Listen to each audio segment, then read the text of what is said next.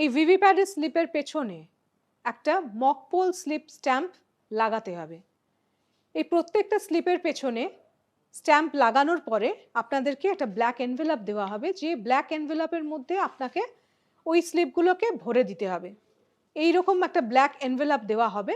এই ব্ল্যাক এনভেলপের মধ্যে আপনাকে number and name of AC এবং number and name of polling station, এইটা আপনাদেরকে একটা গ্লিটার পেন দেওয়া হবে, সেই গ্লিটার পেন দিয়ে লিখতে হবে।